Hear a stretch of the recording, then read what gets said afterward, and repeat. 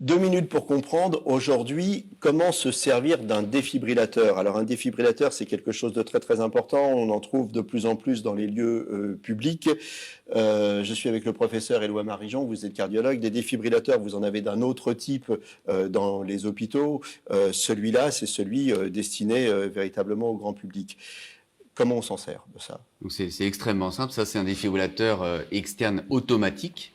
Donc, on va simplement appuyer là sur le bouton vert. Voilà. L'appareil va se mettre à parler et à guider l'utilisateur en disant simplement prenez les patchs et collez les patchs sur le thorax. Un patch ici, afin de pouvoir délivrer le choc. C'est l'appareil qui fait tout le diagnostic et qui vous guide tout au long de la prise en charge.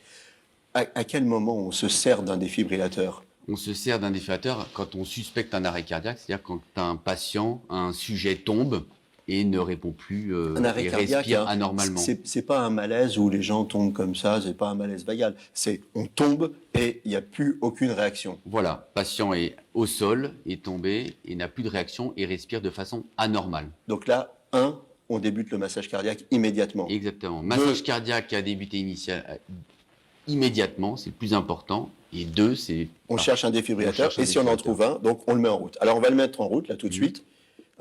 Il se met en route et on... Patient adulte, alertez immédiatement les services d'urgence. Retirez les vêtements pour dénuder le torse de la victime. Voilà, donc à chaque étape, il va nous parler. Ce qu'il faut dire, c'est que on ne va pas tuer quelqu'un avec un défibrillateur, il ne faut pas avoir peur de s'en servir, au contraire, il faut écouter ce que dit l'appareil.